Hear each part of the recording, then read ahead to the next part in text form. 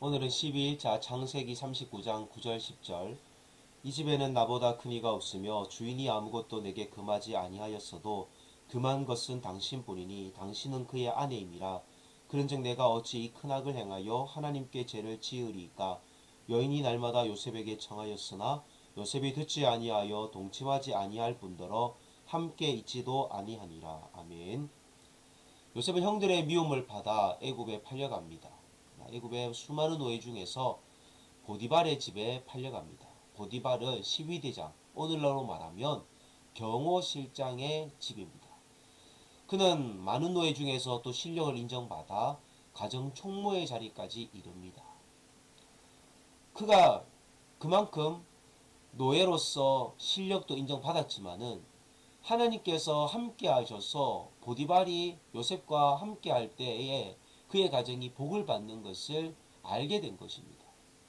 얼마나 신뢰했는지 그가 먹는 식료품 외에는 간섭하지 아니했다. 그의 사적인 부분 외에는 전혀 관심이 없었다는 겁니다. 그만큼 신뢰했습니다. 근데 단 하나 자기의 아내에 대해서는 금했다라고 요셉이 말을 합니다. 요셉은 법과 그리고 또 주인에 대한 충성심을 떠나서 하나님 앞에서 죄를 지을 수 없다라고 오늘 성경에 고백합니다. 요셉의 형통함의 비결은 바로 여기에 있습니다. 내가 어찌 이 큰 악을 행하여 하나님께 죄를 지으리까? 내가 어찌 이 큰 악을 행하여 하나님께 죄를 지으리까? 요셉의 기준은 이것이 하나님 앞에서 죄인가 죄가 아닌가? 그것이 그의 삶의 기준이었습니다.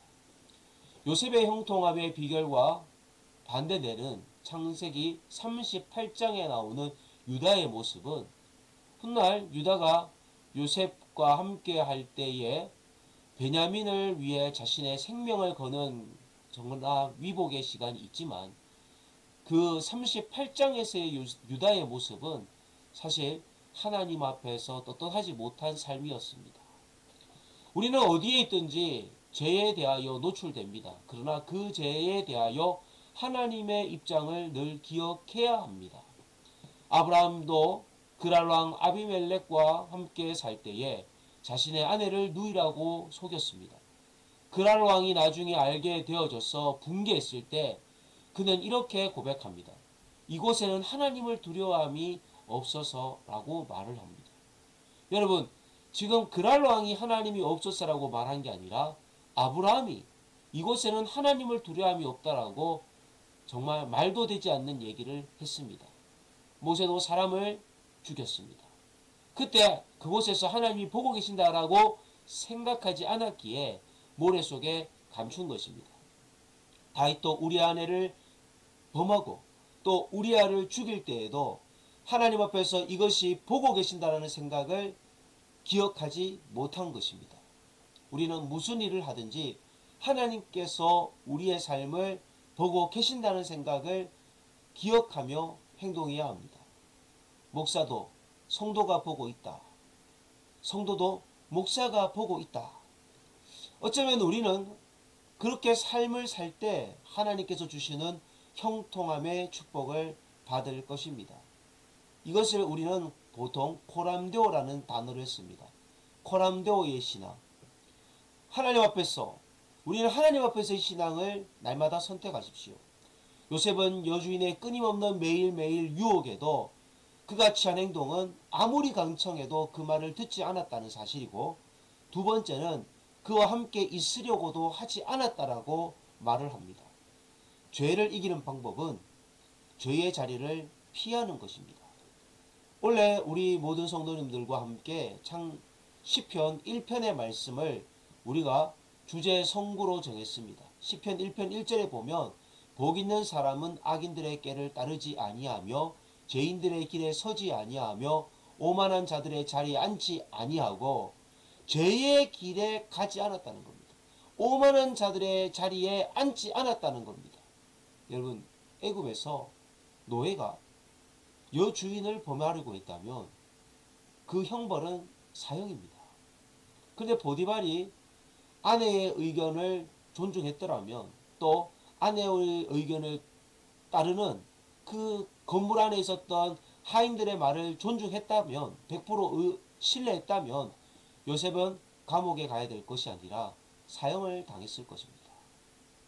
요셉의 정직함이 감옥으로 내동댕이치는 슬픔으로 나타나지만 우리가 창세기 39장을 보면 요셉은 여전히 감옥에서도 하나님 앞에 진실되게 성실하게 일을 하여 지금으로 말하면 교도소장, 간수장에게 인정을 받아 모든 죄수들을 관리할 수 있는 권한을 받게 됩니다. 여러분, 교도소장이 요셉에게 맡긴 것은 돌아보지 아니하였다. 이게 말이 됩니까? 창세기 39장은 그렇게 요셉을 평가합니다. 우리 모두가 범사에 형통할 수 있는 비결이 딱 하나 있습니다. 바로 코람데오의 신앙입니다. 내가 하나님을 믿는 곳이든 하나님을 믿지 않는 곳이든 어디서나 나는 하나님 앞에서 떳떳한 모습으로 내 삶을 살겠다. 그것이 저와 여러분의 신앙 고백이 되기를 간절히 소망합니다. 오늘 기도 제목은 큰 인정과 형통의 절정에도 각종 유혹에 빠지지 않고 악하고 제약된 세상에서 경건한 신앙의 참맛을 보며 살게 하옵소서.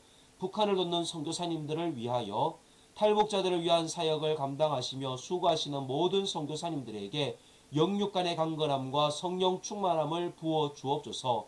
기도와 물질의 도우심을 풍성히 만나게 하사 사역에 어려움이 없게 하시고 항상 은혜와 간증이 넘치게 하옵소서. 평양 과기대에서 사역하는 모든 교수님들에게 은혜를 허락하사 학교가 복음의 센터로 쓰임받게 하옵소서. 기도하겠습니다. 하나님, 우리가 살아가는 삶의 순간마다 하나님 죄의 요소들이 우리를 유혹합니다. 하나님 앞에서 하나님 코람데오의 신앙으로 신앙의 본질을 지키게 하시고 어디서나 하나님 앞에 형통함을 받는 우리의 남은 생애가 되게 하여 주옵소서. 북한을 위하여 수고하는 선교사님들을 위하여 기도합니다.